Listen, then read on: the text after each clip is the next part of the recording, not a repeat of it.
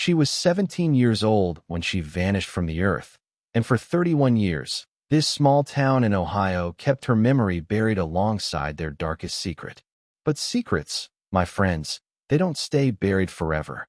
They claw their way up through the frozen ground, through the decades of silence, through the carefully constructed lies that people tell themselves just to sleep at night. And when they finally break the surface, when the truth finally gasps its first breath of air after 3 decades in the darkness, it doesn't just shock a community. It shatters everything they ever believed about the people they thought they knew. My name is Daniel Morrison, and I spent 27 years as a detective in Franklin County, Ohio. I've seen things that would make most people lose their faith in humanity, and I've seen things that would restore it in the most unexpected ways. But nothing, absolutely nothing in my entire career, prepared me for what happened in the spring of 2023, when we finally solved the case that had haunted me since I was a rookie cop with more ambition than sense. Before I tell you who killed Rebecca and Hollister, before I reveal the identity that sent shockwaves through every street, every church pew, every dinner table in Millbrook, Ohio, I need you to understand something. This story isn't just about murder. It's about the lies we tell to protect the people we love. It's about the masks that good people wear when they're hiding monstrous things. And it's about what happens when an entire community discovers that the monster was living among them all along, shaking their hands at the grocery store, sitting beside them at Friday night football games, delivering sermons about forgiveness and redemption every single Sunday. If this story resonates with you, if you believe that justice delayed is still justice served, then I need you to do something right now. Hit that subscribe button and share this with someone who needs to hear it. Because Rebecca deserved to have her story told. And the only way we honor victims like her is by making sure the world never forgets what was done to them in the darkness. Now let me take you back. Let me take you back to Millbrook, Ohio, in the autumn of 1992. It was a different world then. Bill Clinton was about to become president. Nirvana was on every radio station. And in this sleepy little town about 40 miles southeast of Columbus, life moved at the pace of the seasons, slow and predictable and comfortable. Millbrook wasn't the kind of place where bad things happened. At least, that's what everyone liked to believe. It was a community of about 12,000 souls, the kind of town where everybody knew everybody else's business, where you could leave your doors unlocked at night, where kids rode their bikes to the ice cream shop and came home when the streetlights flickered on. There was one main street that ran through the center of town, lined with family-owned businesses that had been there for generations. The hardware store, the diner, the barbershop where old men gathered every morning to solve the world's problems over cups of bitter coffee. At the heart of everything was the First Methodist Church, a beautiful old building with a white steeple that you could see from almost anywhere in town. That church wasn't just a place of worship. It was the social center of Millbrook, the glue that held the community together. Weddings happened there.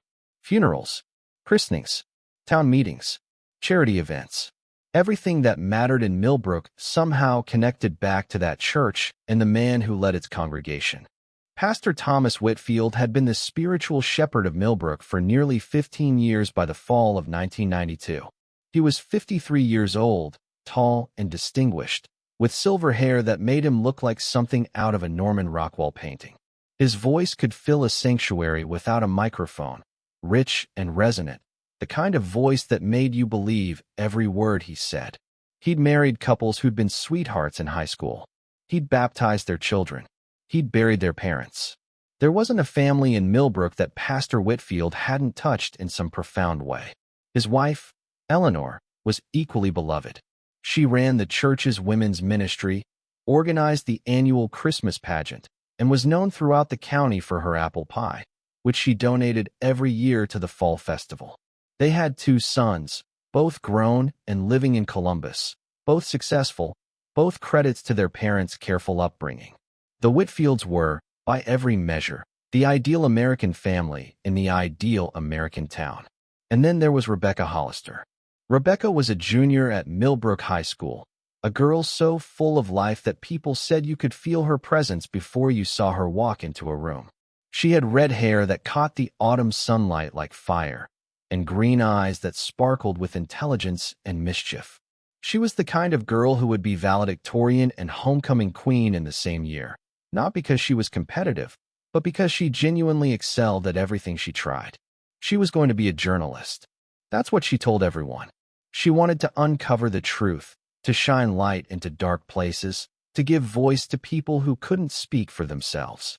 She had already won a state writing competition for a piece about the homeless veterans in Columbus, a story that had made grown men cry when they read it. Rebecca was also a member of the church youth group, one of Pastor Whitfield's most dedicated volunteers. She helped with Sunday school classes, participated in mission trips, and spent her summers organizing food drives for families in need. Her parents, Michael and Susan Hollister, couldn't have been prouder of the young woman their daughter was becoming. On October 14, 1992, Rebecca Hollister walked out of Millbrook High School at 3:47 p.m., according to the security camera footage that police would review hundreds of times in the months that followed. She was wearing jeans and a blue sweater, carrying her backpack over one shoulder. She was supposed to walk the 6 blocks home, grab a snack, and then head to the church for a youth group meeting at 5 o'clock. She never made it to either destination. When Susan Hollister called the church at 5:30, asking if Rebecca had arrived late, Pastor Whitfield himself answered the phone. He said he hadn't seen her, but he'd keep an eye out.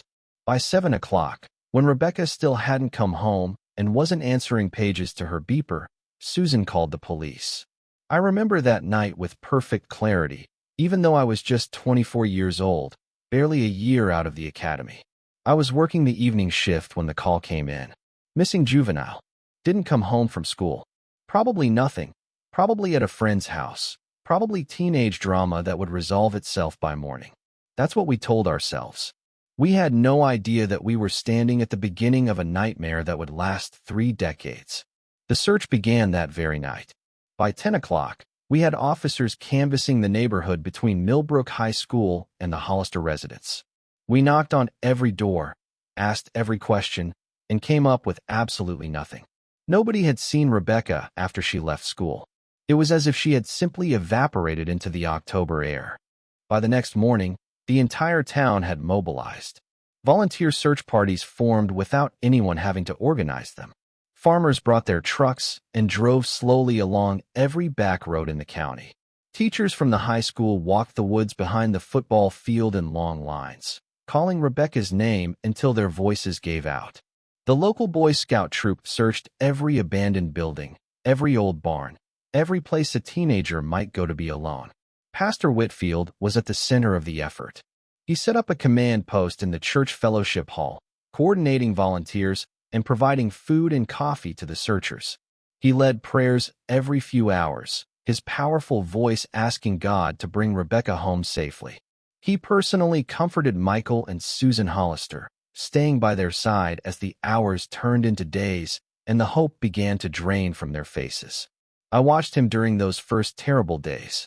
I watched him embrace grieving parents, watched him organize logistics with the efficiency of a military commander, watched him keep his composure when everyone around him was falling apart.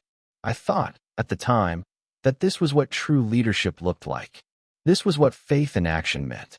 I had no idea I was watching a performance worthy of an Academy Award. On the 3rd day of the search, a hunter named Gerald Thompson found Rebecca's backpack in the woods about 7 miles outside of town. It was sitting at the base of an oak tree, partially covered by fallen leaves, as if someone had tried to hide it but hadn't finished the job. Inside was her wallet, her school books, and her journal. That journal would haunt me for the next 31 years. The forensics team in 1992 was nothing like what we have today. No DNA databases. No advanced fiber analysis. No cell phone records to trace because cell phones barely existed. We did what we could with what we had, and what we had wasn't much. The backpack showed no useful fingerprints. The area around the oak tree had been contaminated by rain that fell overnight before the discovery. The journal was bagged as evidence, but when investigators read through it, they found nothing but the typical entries of a teenage girl.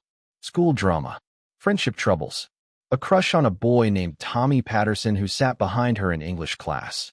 There was one entry, though, that I remember reading over and over, trying to extract meaning from it like blood from a stone. It was dated 3 weeks before Rebecca disappeared. "Something's wrong," she had written. "I know something's wrong, and I don't know who to tell." Mom would freak out. Dad would lose his mind. Maybe I'm imagining things. Maybe I'm being paranoid. But the way he looked at me today, it was different. I felt it. She didn't say who he was. She didn't elaborate. And in the chaos of a missing persons investigation that was rapidly becoming a murder inquiry, that entry got buried under the weight of 1,000 other leads that went nowhere.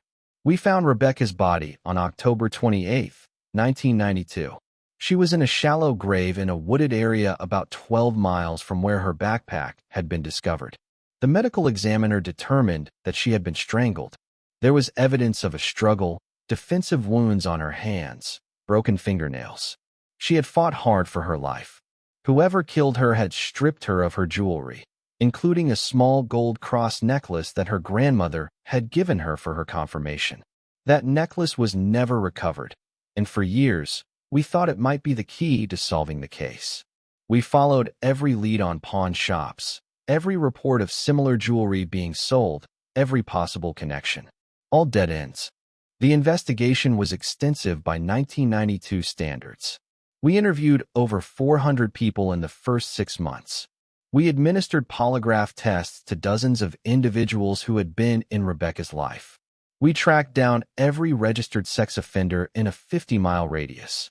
We followed tips that came in from as far away as California and Florida, people who claimed to have seen something, heard something, known something. Nothing panned out. Nothing made sense. There were suspects, of course. There are always suspects. Tommy Patterson, the boy Rebecca had a crush on, was questioned repeatedly because teenage boys with connections to dead teenage girls always draw scrutiny. He was eventually cleared completely, but not before the suspicion nearly destroyed him. He dropped out of school and moved away before graduation. There was a drifter who had been seen in town the week Rebecca disappeared, a man named Carl Bennett who had a record of petty theft and vagrancy. We tracked him to Indiana and brought him back for questioning. He had an alibi that checked out. Witnesses who placed him at a homeless shelter in Columbus on the night Rebecca was taken. There was even suspicion cast on Michael Hollister, Rebecca's own father, because statistics say that family members are often responsible. The investigation into him was quiet but thorough, and he was cleared absolutely. The man was broken by his daughter's death, shattered in a way that no guilty person could fake. The case went cold.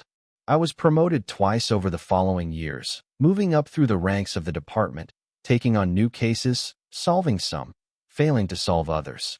But I never stopped thinking about Rebecca Hollister. Her file sat on my desk for 27 years, moved from office to office every time I changed positions. I would open it late at night, reading through the same witness statements, the same forensic reports, the same dead-end leads, looking for something I might have missed. And I wasn't alone. The Hollister family never gave up. Michael and Susan divorced in 1998, unable to sustain their marriage under the weight of their grief. But separately, they continued to push for answers. They appeared on local news programs every year on the anniversary of Rebecca's death. They put up billboards. They offered rewards. They begged the public for information. Susan Hollister died in 2015, still not knowing who had killed her daughter. At her funeral, I made her a promise, standing beside her casket while rain pattered against the church windows. I promised her I would find the truth before I died, even if it was the last thing I ever did. Everything changed in January 2023. I was 62 years old, planning my retirement, going through the motions of training my replacement, when I got a phone call that rewrote everything I thought I knew about the Hollister case. The call came from the state crime lab. They had been working through a backlog of cold case evidence, using new DNA techniques that hadn't existed in 1992. They had extracted viable genetic material from underneath Rebecca Hollister's fingernails, material that had been preserved for 31 years, waiting for technology to catch up with the evidence. They had run it through the Cody's database and gotten a familial hit. Let me explain what that means for those who aren't familiar with forensic science. A familial hit doesn't give you the actual killer. It gives you a genetic relative of the killer, Someone whose DNA is already in the system because they committed a crime at some point and had to provide a sample. In this case, the familial hit connected to a man named Andrew Whitfield. Andrew Whitfield was 48 years old, living in Columbus, working as an accountant. 10 years earlier, he had been arrested for DUI and had his DNA entered into the state database as part of the standard booking procedure. Andrew Whitfield was also the son of Pastor Thomas Whitfield. When I saw that name on the report, my blood ran cold. I sat at my desk for nearly an hour, just staring at the page, trying to process what I was seeing. The Whitfield family, the pillar of the community, the moral center of Millbrook for decades. But here's the thing about familial DNA matches. They don't tell you which family member is actually responsible. Andrew Whitfield could be the killer, or his brother could be, or his father could be. The science could only narrow it down to that family line. We needed direct DNA from each living male member of the Whitfield family to make a positive identification. I drove to Columbus the next day and personally collected a DNA sample from Andrew Whitfield. He was confused but cooperative, clearly unaware of why we wanted his genetic material after all these years. His DNA was processed within 48 hours. It wasn't a match. That left his brother, Jonathan Whitfield, who was 52 and lived in Cincinnati. I made the same drive, collected the same sample, and waited for the same results. Not a match, which meant there was only one possibility left. Thomas Whitfield, the former pastor of First Methodist Church of Millbrook, the man who had led the search parties and comforted the grieving parents and prayed for justice for over 3 decades, the man who had stood at Rebecca Hollister's funeral and delivered a eulogy that made the entire congregation weep. Thomas Whitfield was 84 years old now, living in a nursing home in suburban Columbus after suffering a stroke 3 years earlier. His wife, Eleanor, had passed away in 2019. He was frail, diminished, a shadow of the commanding presence he had once been. I remember walking into that nursing home, my hands trembling, my heart pounding against my ribs. I had a court order for a DNA sample, signed by a judge who had been just as shocked as I was when I presented the evidence. Pastor Whitfield was sitting in a wheelchair by the window when I entered his room, staring out at the gray January sky with rheumy eyes that barely seemed to register my presence. "Pastor Whitfield," I said, and my voice cracked on his name. "I'm Detective Daniel Morrison. I need to ask you some questions about Rebecca Hollister." For just a moment, just a fraction of a second, I saw something flicker in those faded blue eyes. Recognition, fear, and something else that I couldn't quite identify at the time, but that I now understand was relief. "I've been waiting," he whispered. "I've been waiting for you for 31 years. The confession took 3 hours. We had it on video, properly administered after he had been read his rights and had waived his right to an attorney. His sons, when they found out what was happening, hired a lawyer anyway. But by then, Thomas Whitfield had already told us everything. Let me pause here and ask you something. We've all known people who seemed trustworthy, who seemed beyond reproach, who wore the mask of goodness so convincingly that we never thought to look beneath it.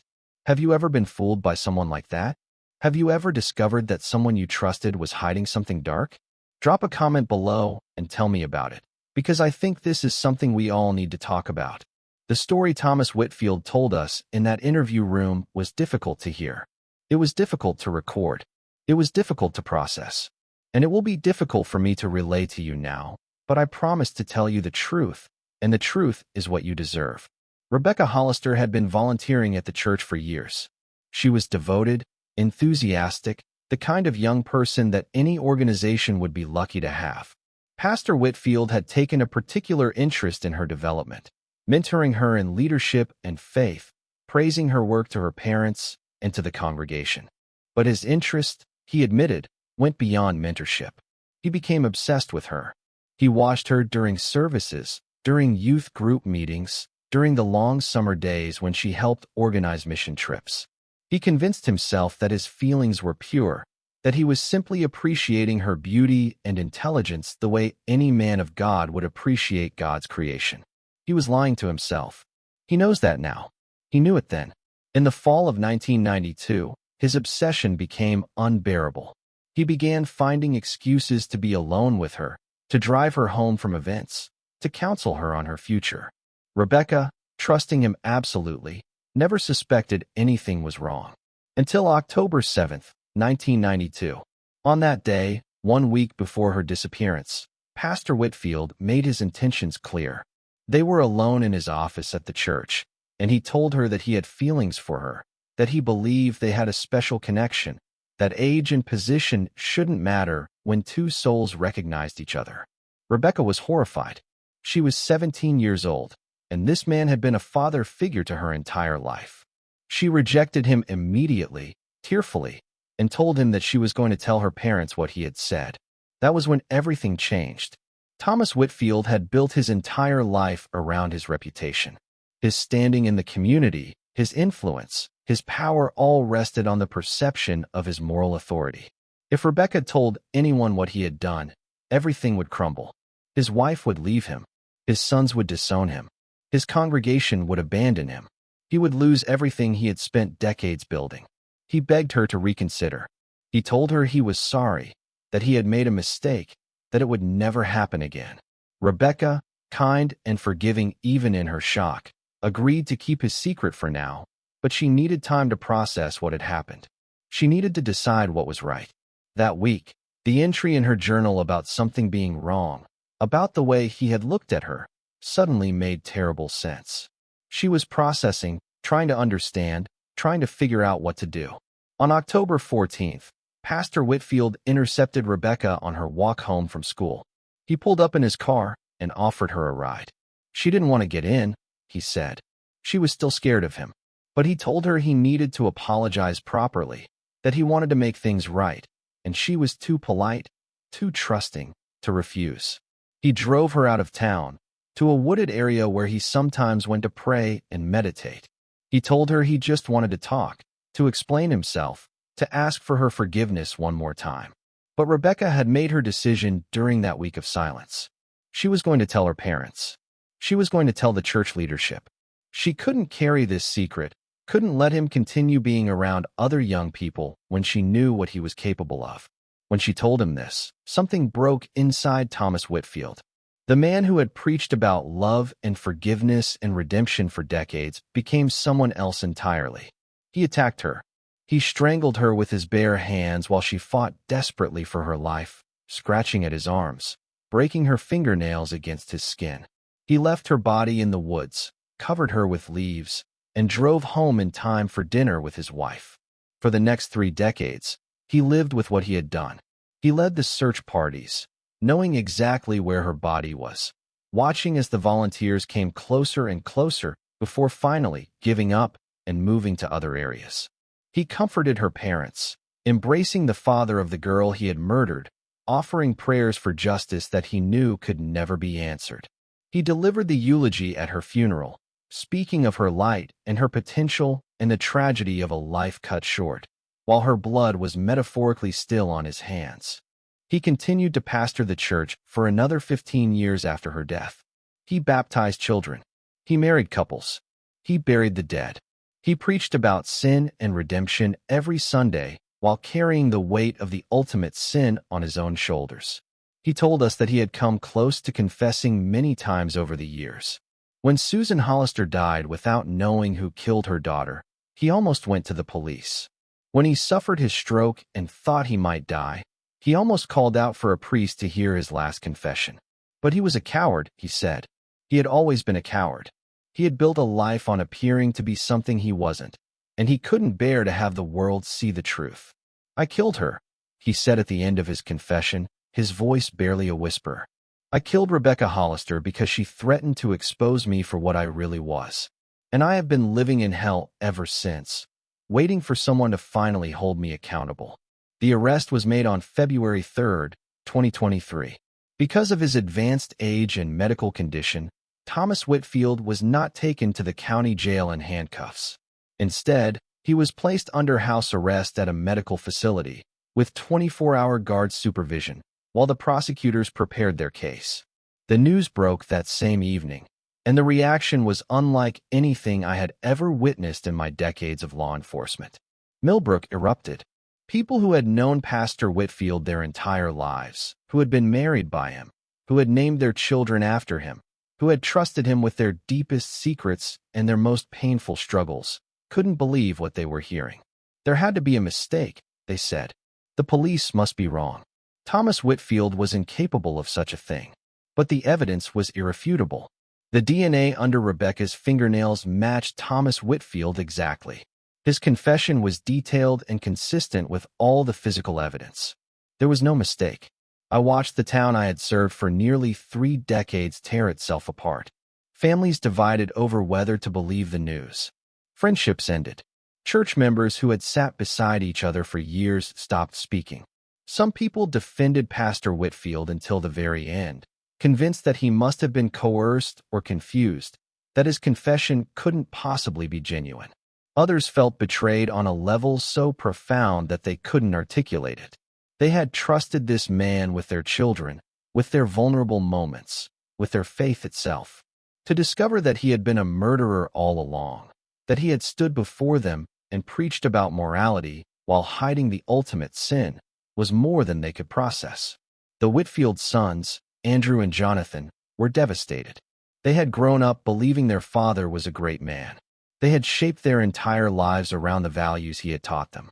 To learn, in their middle age, that their father had killed a teenage girl and spent 31 years lying about it destroyed everything they thought they knew about their family, their childhood, their entire existence. Andrew Whitfield gave a press conference 3 days after the arrest. He stood in front of the cameras, his face hollow with grief and shock, and said something that I will never forget. "I don't know who my father is anymore," he said. "The man I thought I knew, the man who taught me right from wrong, who held me when I was scared, who cheered at my baseball games and cried at my wedding, that man apparently never existed. I have to rebuild my entire understanding of my own life, and I don't know where to begin." He paused, and his voice cracked. "To the Hollister family, I am sorry. I am so deeply sorry. I know that doesn't mean anything. I know my words can't bring Rebecca back or erase what my father did. But I need you to know that his sons, his granddaughter, we had no idea. We didn't know. And we will spend the rest of our lives trying to make sense of this."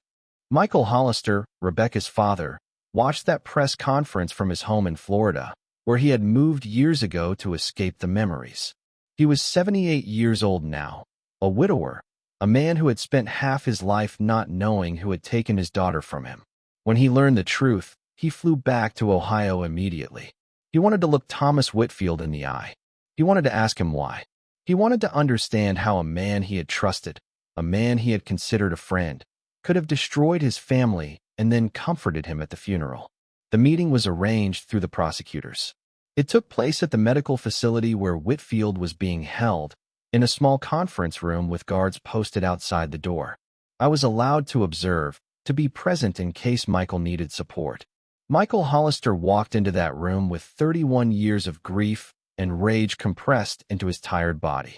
Thomas Whitfield sat in his wheelchair, looking every minute of his 84 years, a broken man awaiting the judgment he had evaded for 3 decades. "Why?" Michael asked. That was all he said. Just that one word.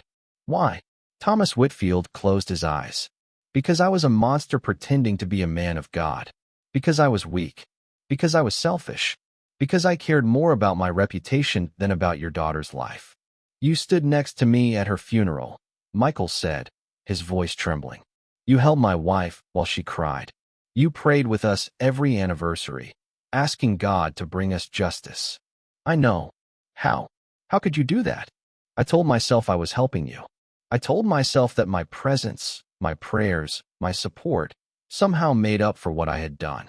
I was delusional. I was evil. And I am more sorry than you will ever be able to believe." Michael Hollister stood in silence for a long moment. Then he said something that I didn't expect, something that changed my understanding of human nature and the capacity for grace in the face of unimaginable suffering. "I don't forgive you," he said. "I will never forgive you. But I am grateful that I finally know the truth before I die. I can tell my wife, when I see her again, that we know who killed our daughter. And maybe, somehow, that will be enough." The trial of Thomas Whitfield began in September 2023. Despite his age and health, the prosecutors were determined to pursue the case. The people of Ohio, they argued, deserved to see justice delivered in a court of law, not just in a confession room. The defense team, hired by the Whitfield sons, tried everything to get the case dismissed. They argued that their client was mentally incompetent, that his confession had been coerced, that his age and medical condition made a trial cruel and unusual punishment. The judge rejected every motion. Thomas Whitfield entered the courtroom in a wheelchair, barely able to lift his head. The gallery was packed with people from Millbrook, from across Ohio, from around the country. True crime enthusiasts, victims' rights advocates, church members who still couldn't believe what they were witnessing.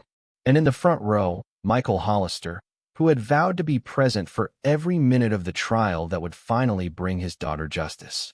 The prosecution presented a methodical, devastating case. They walked the jury through 31 years of evidence, from the original investigation in 1992 to the DNA breakthrough in 2023. They played the video of Thomas Whitfield's confession, 3 hours of a man describing in horrific detail how he had ended a young girl's life. They called expert witnesses who explained the DNA science, who confirmed that the genetic material under Rebecca's fingernails could only have come from Thomas Whitfield.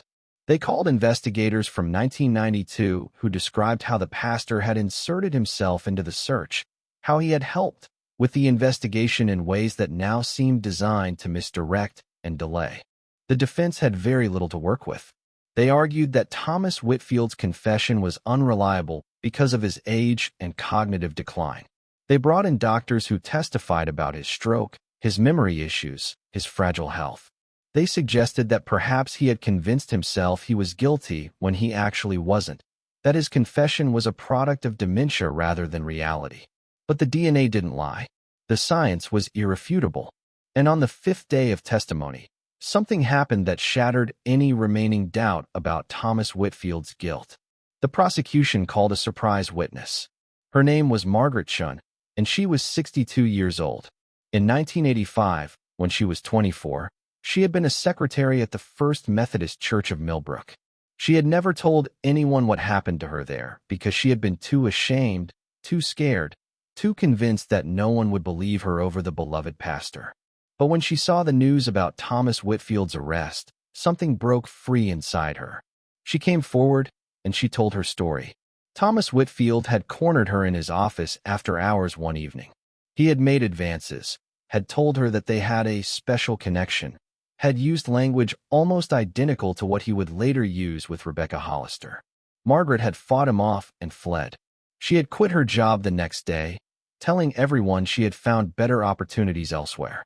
She had spent nearly 40 years carrying that secret, believing that she was the only one, that it must have been a misunderstanding, that she must have done something to provoke him. When she learned that he had killed a teenage girl 7 years after attacking her, she was consumed with guilt.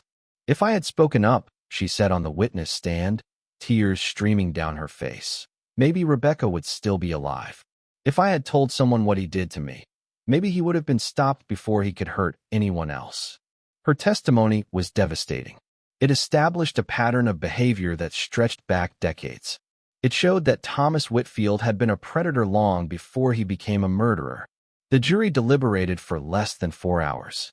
On October 14, 2023, exactly 31 years to the day after Rebecca Hollister disappeared, they returned a verdict of guilty on all counts, including first-degree murder. Thomas Whitfield showed no reaction when the verdict was read. He sat in his wheelchair, staring straight ahead, as if he had already accepted his fate long ago. Michael Hollister wept openly. Reporters later asked him how he felt, and he said, "I feel like I can finally breathe. For the first time in 31 years, I can take a full breath." The sentencing hearing was held 2 weeks later. Under Ohio law, Thomas Whitfield faced a maximum sentence of life in prison without the possibility of parole.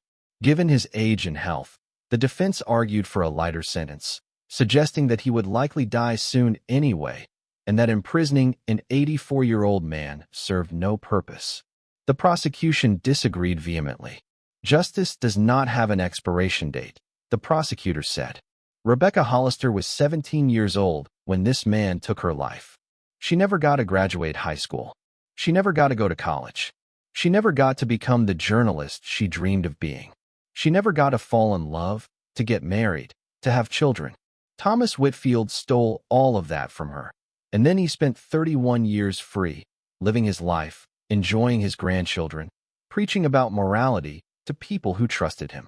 He does not deserve a single day of leniency.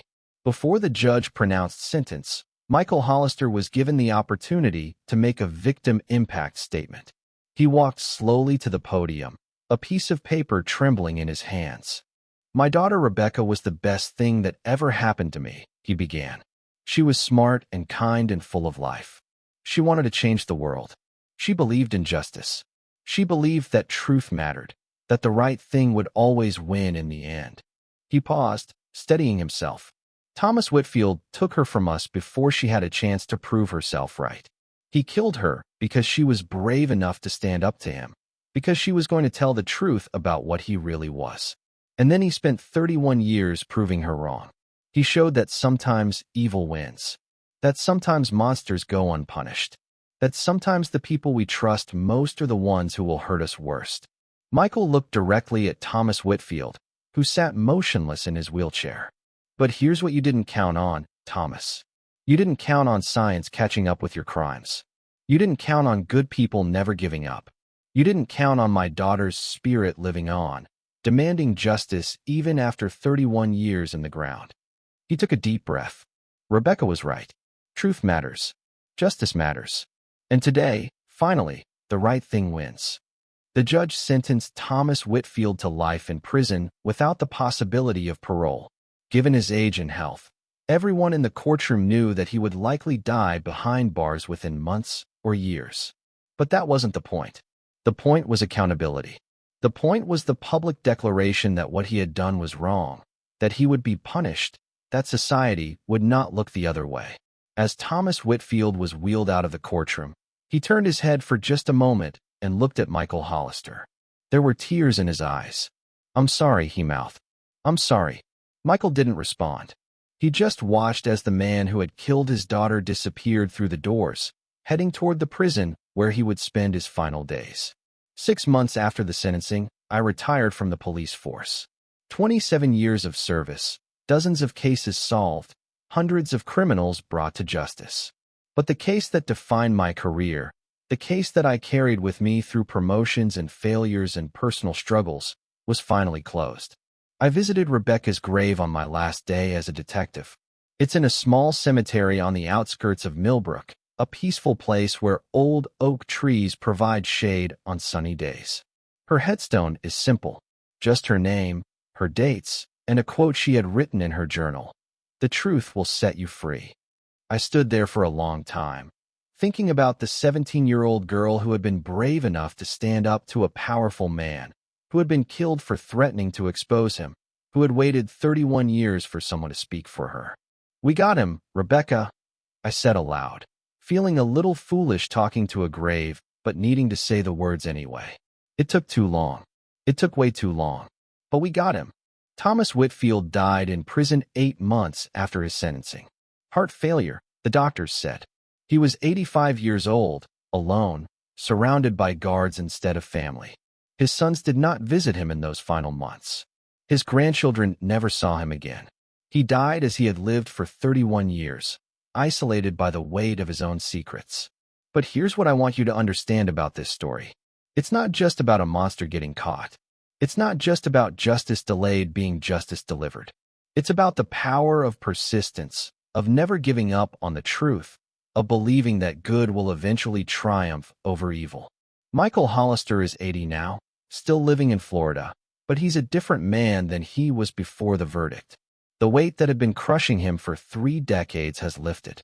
He smiles more. He sleeps better. He started volunteering with victims' families, helping other parents who have lost children to violence, sharing his story of how patience and faith eventually brought him peace. The town of Millbrook is healing slowly. The church where Thomas Whitfield preached for so many years has new leadership now, a young pastor who has made transparency and accountability the centerpieces of her ministry. They've established a scholarship in Rebecca's name, helping young women pursue careers in journalism. keeping her dream alive even though she never got to live it herself. Margaret Chun, the woman who came forward after nearly 40 years of silence, has become an advocate for survivors of abuse. She speaks at conferences and schools, telling her story, encouraging others to break their silence. It's never too late, she tells them. It's never too late to tell the truth. And me? I think about Rebecca every day. I think about what her life might have been, the stories she might have told, the injustices she might have exposed. I think about her parents, separated by grief, but ultimately united by the pursuit of truth. I think about the people of Millbrook, learning the hard way that the face of evil often wears a mask of respectability. But mostly, I think about what she wrote in her journal, those words that became her epitaph. The truth will set you free. She was right. The truth did set her free, in the end. It set her family free from 31 years of not knowing. It set her community free from the lie they had been living. It even, in a strange way, set Thomas Whitfield free from the prison of his own guilt, though he exchanged it for a literal prison that held him until death. And that's the lesson I want you to take from this story. No matter how long it takes, no matter how powerful the forces arrayed against justice, truth has a way of rising. The arc of the moral universe is long, as someone once said, but it bends toward justice. Rebecca Hollister didn't get to live her life. She didn't get to become the journalist she dreamed of being. But in death, she became something else, a symbol of why we never give up, why we keep fighting for answers, why we believe that eventually, inevitably, the truth will out. 31 years. 3 decades of silence. A community that thought it knew the worst, but had no idea what was hiding in plain sight. And then, finally, justice. Rest in peace, Rebecca. Your truth finally set you free. If this story moved you, if it made you think about the power of persistence and the importance of speaking truth to power, share it with someone who needs to hear it.